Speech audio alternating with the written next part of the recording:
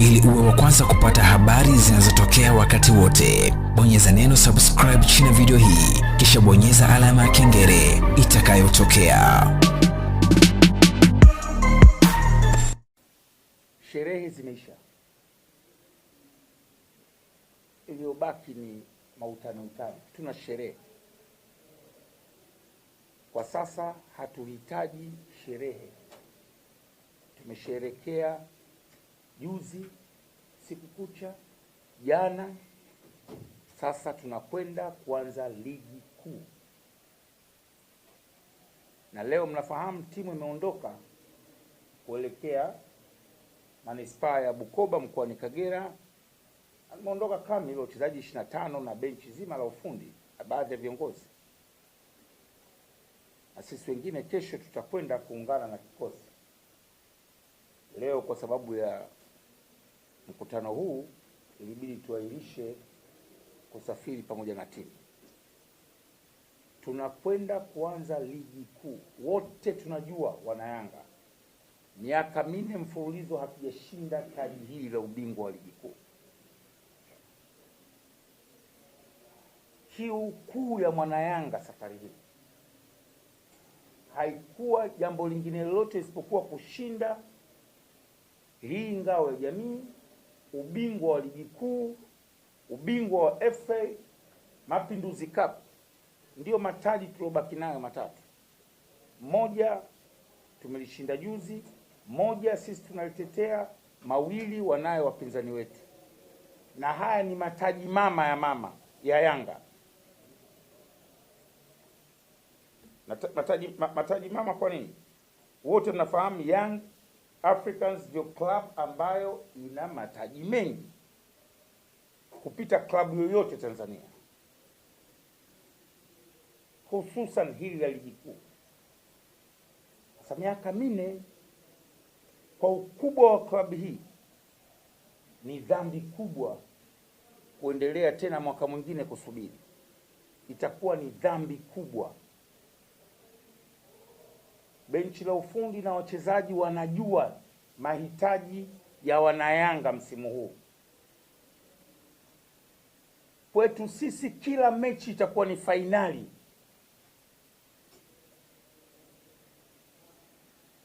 Ubora wa wachezaji wetu hamna mtu anaweza akadoubt. Walikuwepo watu wawili watatu tulipopoteza mechi na wa Nigeria, wakaandika na kuwaponda wachezaji wetu na kuponda benchi letu la ufundi, lakini wote mnajua uwezo wa wachezaji wetu. Kila mmoja ameona, kuanzia Juma Shabani, kuanzia Shomari Kibwana, Diara. Hapo kuna wachezaji wengine upande tu wa huku kulia na kushoto wako nje, na Brighton Safa na Umma. Lakini pale katikati shughuli imeiona ya Mwamnyetu na Dickson, lakini bado kuna watu wako nje, kina Ninja pale mido pale, ukija ndio balaa. Mukoko yuko nje, lakini kaanza Bangala holding pale pamoja na Aucho. Yule Aucho ni kama master hivi. Wala mnapata kumuona Charles Boniface Mkwasa, kocha wa zamani wa Yanga na timu ya taifa akicheza, ni ile anafanya mashimo matupu. Ile accuracy zake huwezi kuipata sehemu nyingine. International midfielder wa Uganda, the Cranes, kwa miaka mingi ana experience. Bangala ni super holding.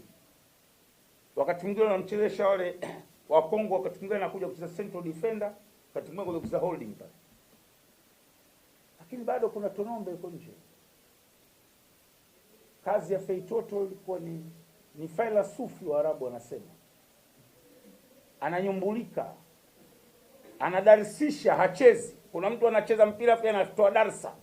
Kama unaona wale maustadhi wakaa kwenye madrasa wanadarisisha, darsa anatoa, anasema, anafanya hiki, anaingiza, anatoa. Alikuwa kama anaunyumbulisha ule mpira. Kenda huko pembeni kina Jesus, kazi yake mmeona. Lakini pale tuna watu Makambo na Mayele, hebu fikirieni. Lakini bado kina Saido wako nje. Una question ubora wa wachezaji wa Yanga. Ni kweli tumepoteza Champions League, tumetolewa, that's the football. Malengo yetu ya kutimia football. Lakini usiseme kwamba Yanga ni dhaifu, Yanga ovyo kwa kupoteza michezo ile miwili mitatu, na wengine wakahamisha wakasema nuksi Haji ndio kawaletea nuksi. Tena waandishi wengine wachambuzi. Mtu anazungumza tu vitu kama amelewa hiyo. Lakini timu imeshinda, wala wasemi Haji ndio kawaletea baraka. Ile kifungwa Haji kawaletea nuksi. That's the pure stupidity. Lakini mimi nimesame ndio watu wetu wako na wataendelea kuwepo. Sasa tusiponde kikosi. Wapondeni kina Haji, kina Bumbuli. Lakini ile timu imethibitisha beyond reasonable doubt uwezo wa wachezaji mmoja mmoja na namna ambavyo timu sasa kocha ameshaanza kuishape. Sasa malengo ya kushinda taji la ngao ya jamii tumeyatimiza. Sasa tunakwenda kwenye lengo mama. Lengo kuu ni kushinda double za kombe la Azam Federation na ligi kuu. Lazima tuanze kwa kasi sana hapa. Tunajua kutoka na upinzani mkubwa. Wapinzani wako 15. Wote hawa wanataka taji. Tutaachana huko mbele. Kuna watakaopigania taji, kuna watakaopigania nafasi za 5 za juu, kuna watakaopigania kutoshuka daraja. Lakini lazima tuwaheshimu kila mpinzani tunakwenda kukutana naye. Hakuna kudharau mechi. Tunakwenda kutana Kagera Sugar. Kagera Sugar ni timu nzuri, wana kikosi imara, umeona usajili wao, lakini wana mwalimu very smart. Baraza very smart, anajua mbinu za mpira, ni mtu wa football hasa. Kwa hiyo tunakwenda kuanza mechi ngumu. Tumefurahi mapokezi waliowapata wachezaji wetu pale Bukoba. Yale mapokezi sasa ni ishara ya wanayanga nini wanachokitaka. Wachukulie yale mapokezi kama njia sasa ya kwenda kupigania klabu hii. Jezi ya klabu hii ina thamani kubwa. Hii klabu mnaiona tu kwa sababu mnaingia humu, mnafanya press, tunaongea. Mzee, humu nchi hii harakati za kuikomboa Tanganyika zilichochewa katika majengo kama haya na wazee wetu na babu zetu, wanachama wa klabu hii. Hii ni klabu ya nchi. Unajua kule Misri kuna klabu inaitwa Al Ahli, wote mnaisikia na mnaifahamu.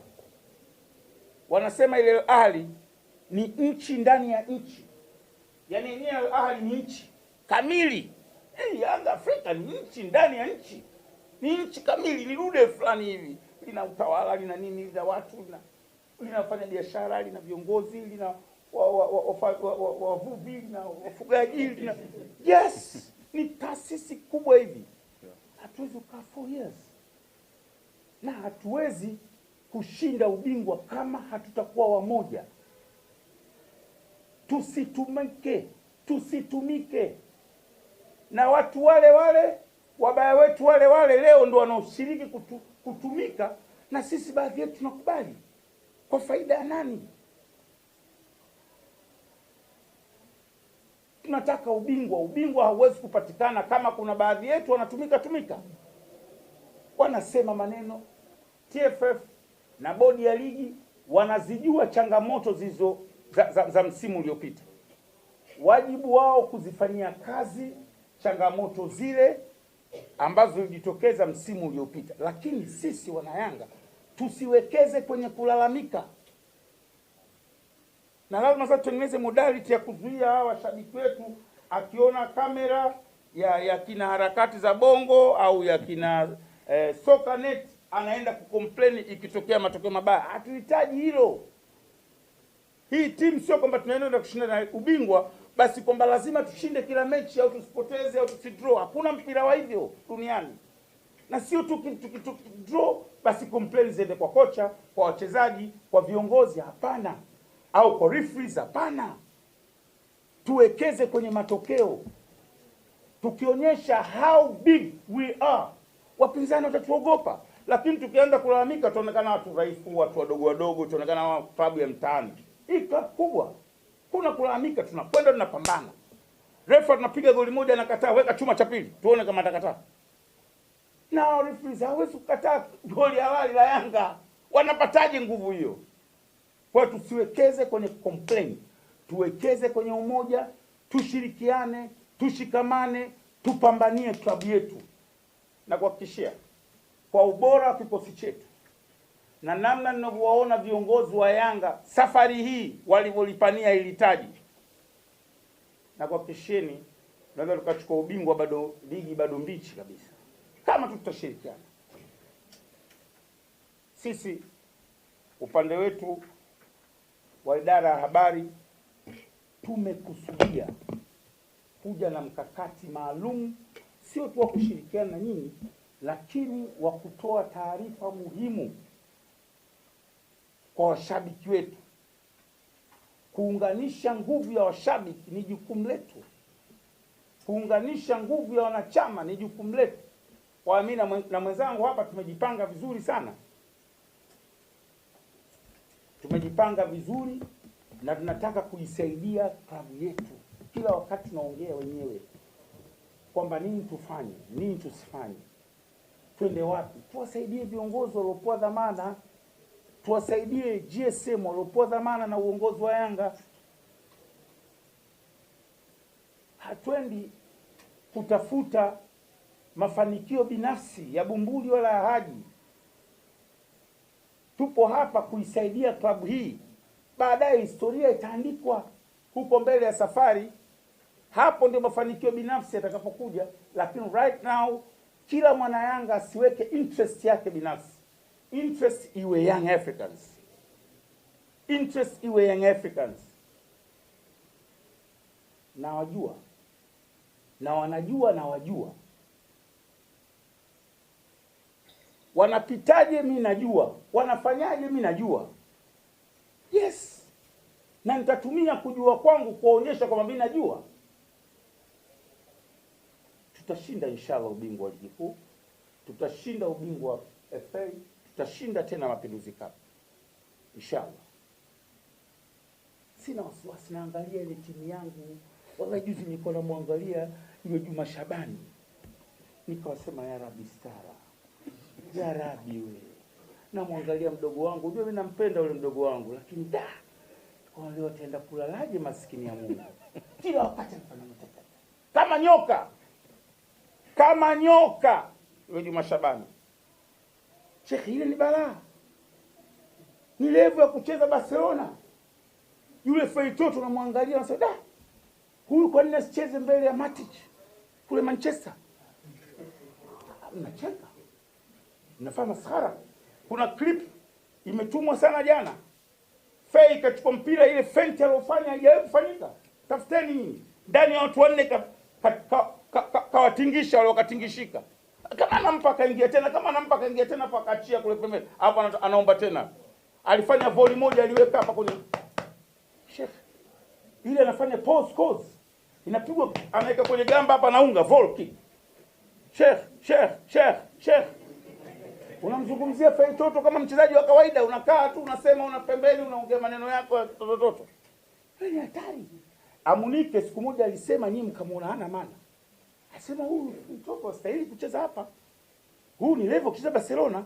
Na Amunike anasema hivyo, yeye kacheza Barcelona. Msisahau Amunike alikuwa mchezaji wa Barcelona na kasema kwa Feitoto. Huyu mtu hatari jamani, ni magician. Sasa tuna mchezaji kama Feitoto, tuna mchezaji kama Mayele, tuna mchezaji kama Bangala, unaenda kukosa ubingwa? Takuwa makosa makubwa. Washabiki, wanachama, viongozi wote, twendeni tukashinde mataji haya kwa kushirikiana. Lakini la mwisho ambao ningependa wanahabari mtu saidie ni kuwakumbusha yale mapungufu ya kibinadamu ya waamuzi wetu. Watu wengine complaints zinatokana na mapungufu yasiwe yanajirudia rudia. Na mimi ni waase, hakuhitajiki referees kubalance. Ipo hivi, Yanga anakuja anacheza labda na team B, mpaka half time Yanga anaongoza goli 4-0. Mchezaji wa team B anafanya foul ndani ya penalty box second half, haitakiwi kubalance kwa sababu washashinda 4. Wake up kwa jua penalty lipigwe goli la 5.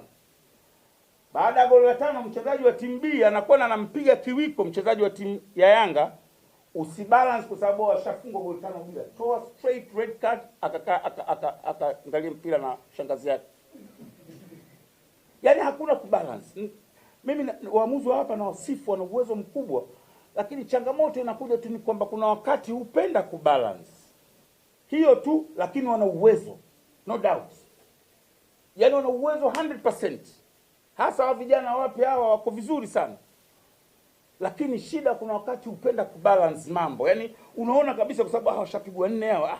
Kwa nini tu red card? Red card tu. Haitajiki yule refa mmoja yule afisa usalama wa TFF Hashim. Simba na Yanga katoa penalty ngapi hapa? 3 sio. Mbona kubalance? Refa hana kubalance. Penalty. Direct kick. Red card. Hayo nao waziangalie hizo changamoto zao kama sisi tulivyoasa washabiki wetu, lakini na wao wajipime waone changamoto ambazo baadhi walilalamikia mwaka jana.